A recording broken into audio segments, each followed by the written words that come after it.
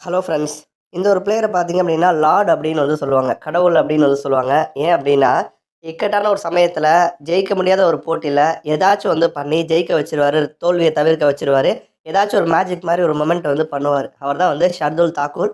ஷர்துல் தாக்கூர் வந்து ஐபிஎல்ல இருக்க 10 அணிகளுக்குமே இப்போ வந்து நல்ல ஒரு ரிப்ளை குடுத்துருக்காரு அப்படின்னு சொல்லணும். அதே மாரி ரோஹித் சர்மாவுக்குமே வந்து நல்ல ஒரு ரிப்ளை குடுத்துருக்காருன்னு சொல்லணும். ரோஹிட்ட டீம்ல வச்சுக்கிட்டே பார்த்தீங்கன்னா, இந்த ஒரு சிறப்பான சம்பவத்த வந்து ஷர்துல் தாக்கூர் வந்து பண்ணியிருக்காரு. இப்போ வந்து நம்ம கிரிக்கெட் அப்படிங்கிறது இந்தியன் கிரிக்கெட் அப்படிங்கிறது மாறிட்டுருக்கு. என்ன அப்படின்னா, ரோஹித் சர்மாலாம் பார்த்தீங்கன்னா, ரஞ்சி டிராஃபில வந்து ஆடுறாரு. விராட் கோலி வந்து ஆடுறாரு. இப்ப கில் ஆடுறாரு, ஜெய்ஸ்வால் ஆடுறாரு, சிவம் தூபே ஆடுறாரு. இவங்கலாம் ஆடுறாங்கன்னா, அவங்கலாம் யங் பிளேயர்ஸ் தான். அவங்க தொடர்ந்து 3 ஃபார்மட்லயும் வந்து வாய்ப்பு அவங்களுக்கு வந்து வேணும் அப்படின்னா, அவங்க டச்‌லேயே வந்து இருக்கணும்.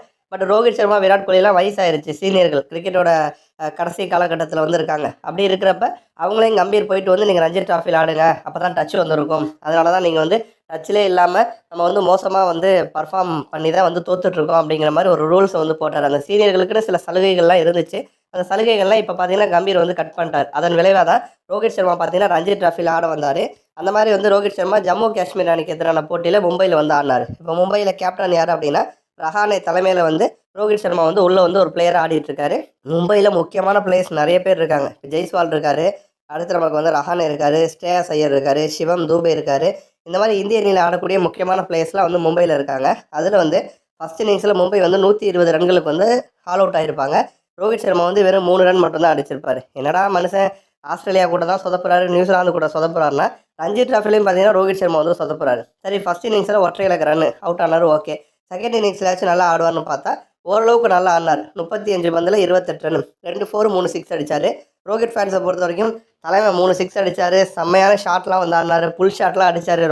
ரொம்ப மாசத்துக்கு பிறகு நாங்க அந்த பவர்ஃபுல்லான புல் ஷாட்லாம் வந்து பார்க்குறோம். எங்களுக்கு இது போதும்ப்பான்னு சொன்னாலுமே, இந்தியன் டீமுக்கு இது வந்து பத்தாது. இப்ப ஆல்ரெடியே வந்து நமக்கு டெஸ்ட் ஃபைனல் போயிருச்சு. நம்ம ஃபைனல் போக முடியாது. இப்ப அடுத்து சாம்பியன்ஸ் ட்ராஃபி வாங்கணும்னா, ரோஹித் பழைய ஃபார்முக்கு வந்தாகணும். ரோஹித் ஆரம்பத்திலே அதிரடியா ரன்கள் சேர்த்தா தான் இந்தியாவுக்கு வந்து நல்லாருக்கும். இல்லன்னா அது வந்து கஷ்டம் தான். அப்ப 2 இன்னிங்ஸ்லயுமே ரோஹித் வந்து சொதப்பியிருக்காரு. ஆனா, ஷர்துல் தாக்கூர நடக்க போற ஐபிஎல் தொடர்ல வந்து எந்த அணியுமே எடுக்கல. அவர் வந்து அன்சோல்டு பிளேயரா இருக்காரு. அதே மாரி இவரும் வந்து ஒரு பாண்டியா மாரி ஆல்ரவுண்டரா வர வேண்டிய எல்லா திறமையும், தகுதியும் இவர்கிட்ட இருக்கு. ஆனா, ரோஹித் சர்மா சரியான வாய்ப்ப குடுக்கல. எந்த ஃபார்மட்லயும் குடுக்க மாட்றாரு.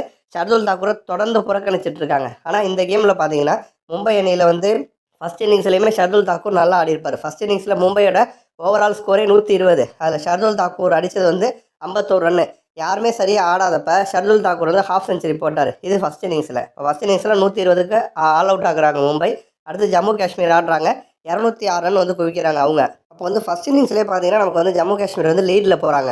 மும்பையோட கம்பேர் பண்ணோம் அப்படின்னா, ஜம்மு காஷ்மீர்ல அந்த அளவுக்கு வந்து ஃபார்மான டீம் வந்து கிடையாது. இருந்த போதிலுமே ஃபர்ஸ்ட் இன்னிங்ஸ்ல நல்லா பெர்ஃபார்ம் பண்றாங்க. அடுத்து செகண்ட் இன்னிங்ஸ்ல பார்த்தீங்கன்னா, மும்பை வந்து 274 ரன்கள் கிட்ட வந்து சேர்த்துட்டாங்க. அப்போ வந்து இப்போதைக்கு மும்பை பார்த்தீங்கன்னா, ஒரு 180 ரன்களுக்கு மேல வந்து லீட்ல வந்து இருக்காங்க. இப்ப இதுக்கு முக்கியமான காரணம் யார் அப்படின்னா, ஷர்துல் தாக்கூர் தான். ஏன்னா, அவர் வந்து செஞ்சுரி வந்து போட்டாரு. ஃபர்ஸ்ட் இன்னிங்ஸ்ல ஹாஃப் செஞ்சுரி, செகண்ட் இன்னிங்ஸ்ல வந்து செஞ்சுரி. அப்ப பேக் டு பேக் வந்து 2 இன்னிங்ஸ்லயுமே நல்லா ஆடியிருக்காரு. பவுலிங்கும் நல்லா போட்டிருக்காரு. அப்ப இப்படிப்பட்ட ஒரு பிளேயர பார்த்தீங்க அப்படின்னா, ஐபிஎல்ல எந்த ஒரு அணியும் ஏலத்தில எடுப்பதற்கு வந்து முன் வரல. இந்தியன் டீம்லயுமே வந்து ஒரு ஆல்ரவுண்டர் கேட்டகரியில வரக்கூடிய ஒரு பிளேயர வந்து ரோஹித் சர்மா தொடர்ந்து வந்து ஓரம் கட்டிட்டு தான் வந்திருக்காரு. இப்ப ரோஹித்துக்கே பாடம் புகட்டுற மாரி பெர்ஃபார்மன்ஸ பார்த்தீங்கன்னா, ஷர்துல் தாக்கூர் வந்து குடுத்திருக்காரு. நன்றி.